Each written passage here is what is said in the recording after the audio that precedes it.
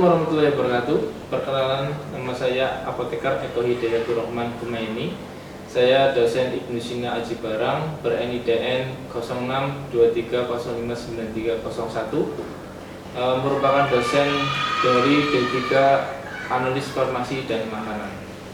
Pada kesempatan kali ini saya akan menyampaikan mata kuliah yang diampu saya, yaitu mata kuliah Kewirausahaan Farmasi dan Syariah. Mata kuliah ini ditujukan kepada mahasiswa Prodi D3 Farmasi dan Makanan semester 4 dengan kode mata kuliah MKB B5139 dengan pertemuan total 16 pertemuan dengan rincian 14 pertemuan tatap muka dan UTS dan UAS.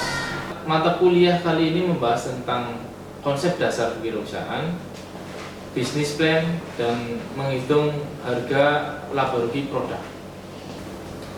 Pencapaian pembelajaran mata kuliah kewirausahaan meliputi penguasaan dasar-dasar prinsip kewirausahaan, prinsip entrepreneurship dalam dunia pendidikan, menguasai teori tentang kewirausahaan di dalam dunia farmasi, membuat proyek proposal yang berpedoman pada program kreativitas mahasiswa pada Dikti, dan mampu bertanggung jawab atas pencapaian hasil kerja kelompok yang ditugaskan pada pekerja. Materi dan RPS tentunya bisa diakses oleh mahasiswa melalui e-learning Stikes Ibnu Sina Aji Barang. Media pembelajaran pada mata kuliah kewirausahaan kali ini berupa video, e-book, dan diskusi kelompok. Pada mata kuliah kewirausahaan kali ini, RPS yang sudah saya buat tentunya sudah disahkan oleh Ketua Program Studi D3 Analis Farmasi dan Makanan. Untuk kontrak pembelajaran mata kuliah kewirausahaan kali ini tentunya terdiri dari tugas, absensi, keaktifan, dan nilai sumatif seperti TS dan UAS. Referensi pembelajaran pada mata kuliah kewirausahaan kali ini saya ambil dari jurnal, buku, dan pedoman program kreativitas mahasiswa pada Dikti. Berikut adalah video proses pembelajaran mata kuliah kewirausahaan pada pertemuan pertama dengan materi konsep-konsep dasar kewirausahaan. Assalamualaikum warahmatullahi wabarakatuh. Waalaikumsalam warahmatullahi wabarakatuh. Gimana kabarnya hari ini? Alhamdulillah sehat. Alhamdulillah. Perkenalan dulu ya, karena hari ini adalah pertemuan pertama bagi kita. Ya, tentunya mahasiswa belum mengenal tentang saya pribadi. Saya perkenalkan diri, saya Eko Hidayatur Rahman Kumaini. Saya di sini mengambil mata kuliah Kewirausahaan Farmasi Syariah. Hari ini adalah hari pertemuan pertama kita ya. Otomatis kita kesepakatan dulu tentang kontrak kuliahan dulu ya. Yang pertama, kontrak kuliah itu dibagi menjadi 3. Ya, itu ada absensi, terus kemudian keaktifan, dan tugas. Absensinya 10%, ya, kemudian keaktifan adalah 20%, terus tugasnya 50%. Nanti sisanya antara UTS dan UAS. Oke. Saya langsung memaparkan video yang nantinya menjadi motivasi bagi kalian tentang dunia dalam usaha. Nantinya mata kuliah ini menjadi mata kuliah lanjutan ke jenjang farmakoekonomi farmasi. Saya mulai dari video ini, tolong diperhatikan. Usaha modal kecil tentu menjadi hiburan bagi orang. Bagaimana tidak? Kamu hanya perlu mengeluarkan uang kecil, tapi bisa memperoleh keuntungan puluhan juta hingga ratusan juta rupiah. Jika berbicara soal usaha modal kecil, tentu kita akan langsung teringat dengan pembisnis sukses di Indonesia.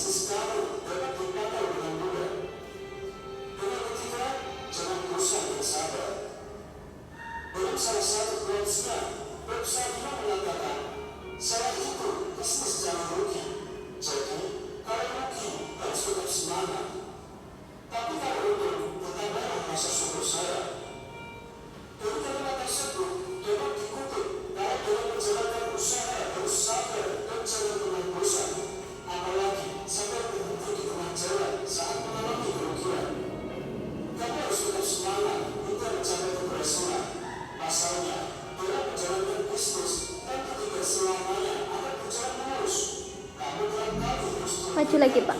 Gak kelihatan Pak. Maju. Nah, gitu. Jangan langsung menyerah, apalagi sampai tidak berusaha lain. Cobalah untuk tetap fokus dan mencari solusi untuk menghadapi masalah tersebut. Mendirikan bisnis sama halnya seperti membangun rumah. Kamu harus membuat fondasi agar bangunan kokoh. Begitu juga dengan bisnis. Kamu perlu membangun semangat dan pantang menyerah dalam diri kamu agar bisnis yang kamu jalankan dapat menghasilkan keuntungan. Dengan kata, kerja keras menjadi kunci utama berbisnis.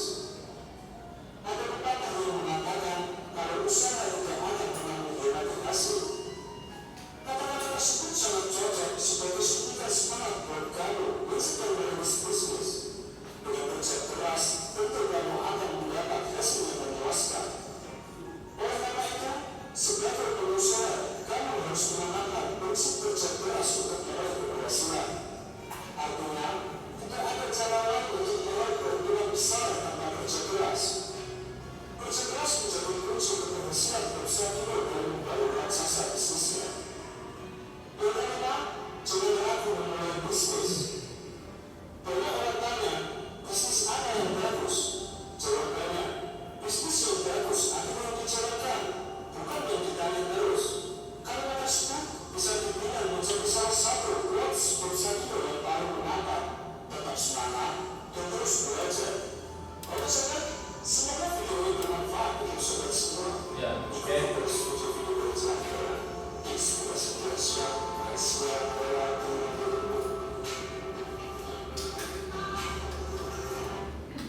Oke.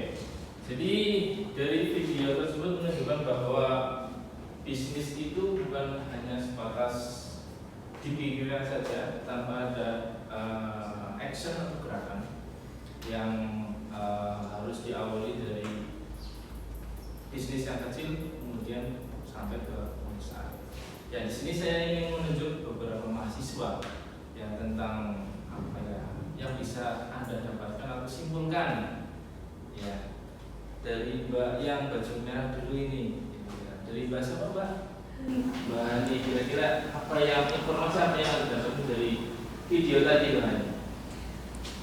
Jadi dari yang saya lihat itu mungkin kalau kita lagi mau usaha terutama perintis itu jangan mudah menyerah karena memang namanya bisnis itu rugi itu memang wajar gitu. Malah harus cari rugi dulu baru untung ya. Iya. Ya, harus tahu dulu rugi itu pasti ada gitu ya. Bagus Mbak Hani. Kalau dari Mbak Hani sudah tadi coba yang Mbak pakai baju biru dan kacamata tadi kesimpulannya apa? Tanggapannya silakan. Ya, pertama saya Sri Puspita.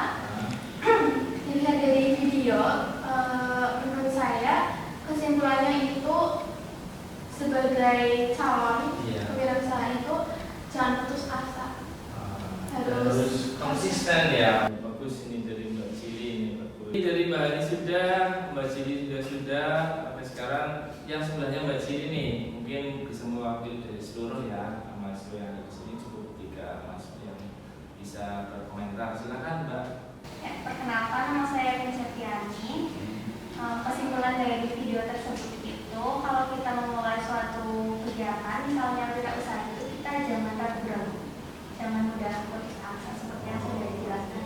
Harus pasti ya, harus memulai itu dengan pasti. Oke, sudah sangat baik dari kesimpulan ini. Bob Sadino adalah menjadi salah satu contoh ya wirausaha sukses ternama di Indonesia. Ya, saya ingin menggambarkan nantinya pengetahuan tentang diri kalian tentang wirausaha di selain Bob Sadino di Pancak Global. Dan nantinya untuk hari ini kita coba bagi kelompok ya, karena ini ada 7 mahasiswa, kita bagi kelompok 3 ya. Mbak Hani dengan Mbak Hatun, Mbak Cili dengan Mbak Asri, Mbak Windy dengan Mbak dan kalau seperti itu ya. Jadi ruang lingkupnya adalah sebutkan tokoh ternama tentang wirausaha di Pancak Global selain Koksadino, dan berikan produk atau mungkin bisnis yang mereka kembangkan sampai dapat nama tersebut. Gitu. Ya, untuk diskusinya kalian boleh berkelompok mungkin ya, kemudian nanti bisa dipresentasikan dari hasil diskusi kalian. Saya berikan waktu kurang lebih 15 menit. Oke ya, silakan.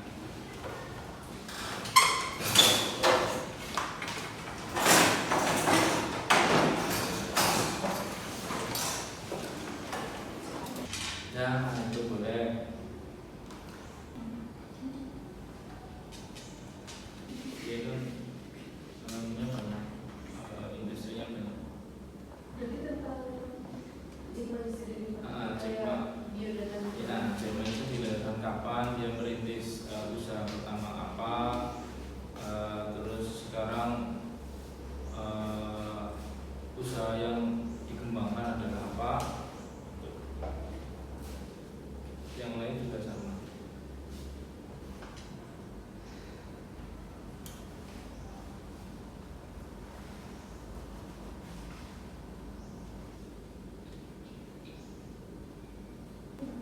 Jarum termasuk yang asetnya di sepak bola sebenarnya. Oh iya, sepak bola kan ada. Apa namanya? Nah, Jadi nanti dibacain Pak biodata lengkap serta kayak apa namanya perusahaan ini.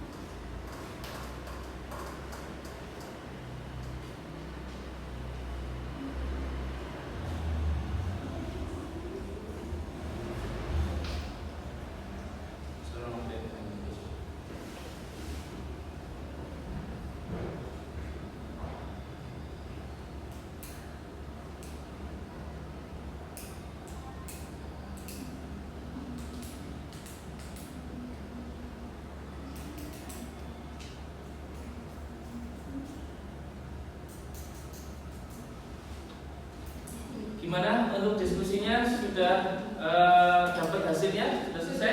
Sudah. Oke, kita mulai dari kelompoknya Mbak Hani ya.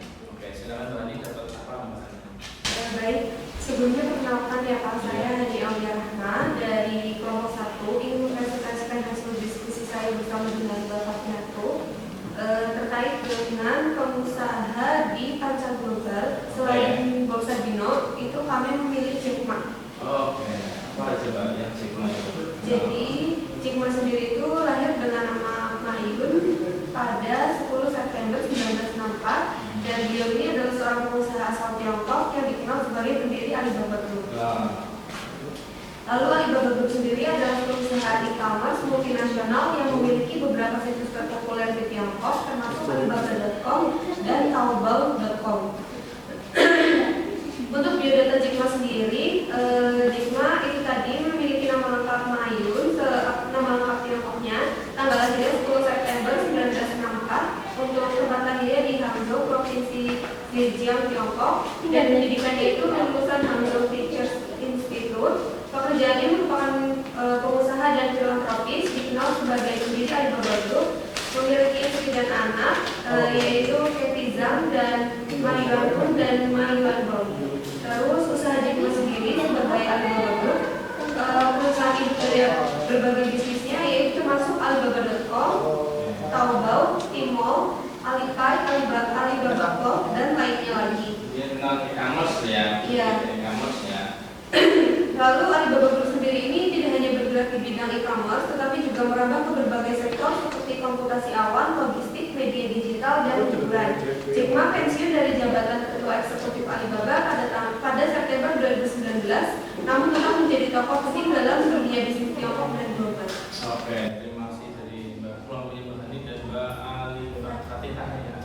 Ya intinya sedikit saya gambarkan tentang Jack Ma. Jack Ma itu menjadi salah satu pionir e-commerce ya, baik panca global maupun panca Indonesia yang sekarang mulai meningkat tentang e-commerce digital. Sangat bagus sekali, sangat menarik. Oke, selanjutnya dari kelompoknya Mbak siapa Mbak? Mbak Jili dan Mbak Asmi. Oke, silakan Mbak. Kenalkan, saya Asmi dari kelompok 2. Ya. Mbak Cili dari Kismita. Isi memaparkan diskusi kami mengenai wirausaha yang berasal dari Indonesia bernama Robert Budi Hartono. Lahirnya itu di Semarang 28 April 1941. Karir Robert Budi Hartono itu membangun rokok Jarum, Pak. Iya, ya, kenal sekali ya Indonesia itu ya. Iya, Pak. Sumbangsi pajak besar.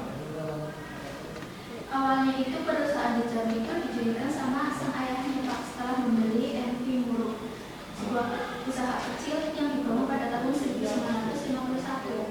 Namun pada usaha tersebut ternyata Robert Budi Hartono itu mengalami kerugian akibat kebakaran, Pak. Terus setelah itu kemudian Budi Hartono dan saudaranya iya, Budi Hartono dan saudaranya itu mulai bangkit, kemudian itu mengekspor produknya ke luar negeri pada tahun 1972, sehingga rokoknya mulai terkenal sampai sekarang. Dan selain rokok, Budi Hartono juga ternyata mendukung pengembangan bulu tangkis di Indonesia sebagai sponsor utama tim nasional. Selain itu, walaupun produknya rokok tapi tetap ada apa ya kontribusinya ke sport ya, olahraga.